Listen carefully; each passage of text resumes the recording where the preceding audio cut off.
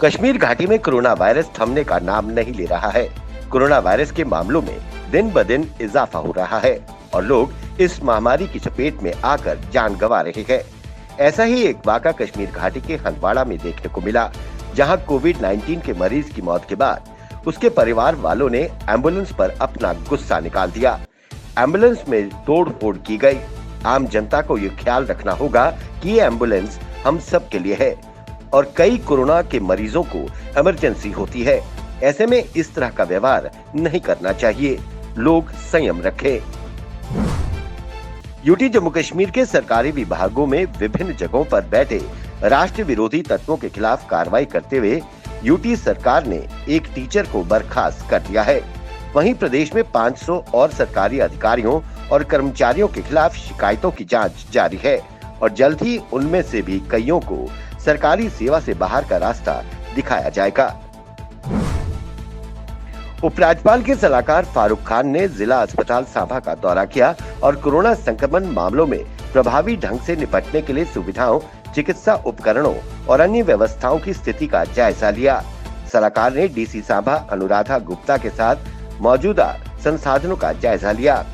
वहीं डीसी अनुराधा गुप्ता ने RT-PCR और RT टेस्ट की वर्तमान स्थिति, सक्रिय कोरोना पॉजिटिव मामलों, माइक्रो कंटेनमेंट जोन, टीकाकरण की स्थिति, ऑक्सीजन व अन्य चिकित्सा सुविधाओं के बारे में सलाहकार को जानकारी दी।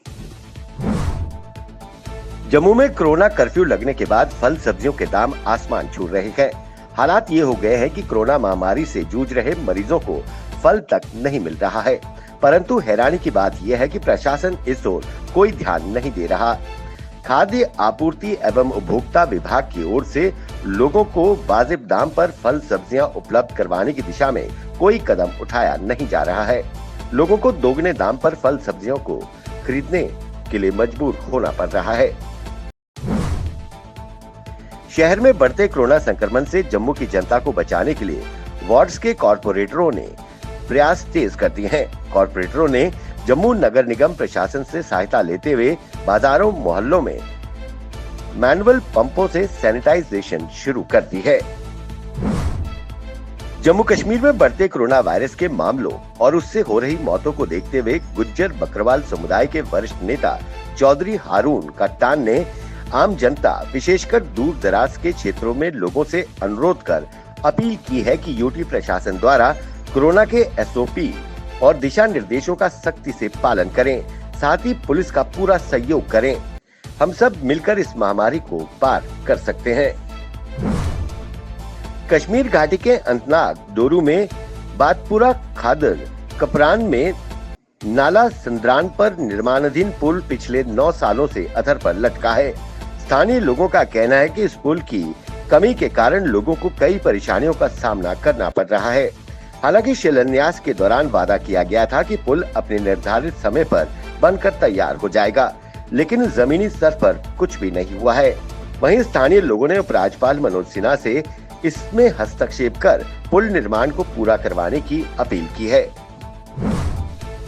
जम्मू में 1 मई से 18 से 45 आयु वर्ग के युवाओं का कोरोना टीकाकरण अभियान शुरू कर दिया गया है।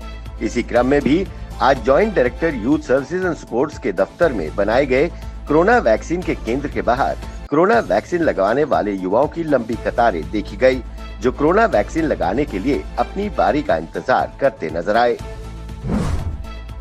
देश के 4 राज्यों और 1 केंद्र शासित प्रदेश में चुनाव हुए, लेकिन हर किसी की नजर बंगाल पर टिकी रही।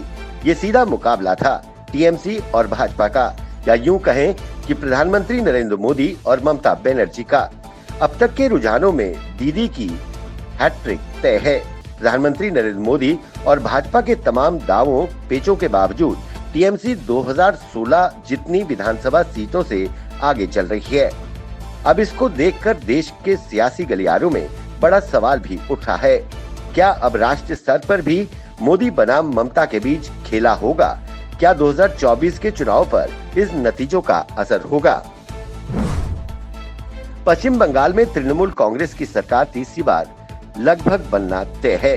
रुझानों में मुख्यमंत्री ममता बनर्जी की पार्टी 202 सीटों पर आगे चल रही है। देश भर के नेताओं और पूर्व मुख्यमंत्रियों की बधाई संदेश ममता दीदी को मिल रहे हैं। इस बीच जम्मू कश्मीर के पूर्व मुख्यमंत्री उमर अब्दुल्ला और पूर्व मुख्यमंत्री महबूबा मुफ्ती ने भी ममता दीदी को बधाइयां और जीत की शुभकामनाएं दी हैं।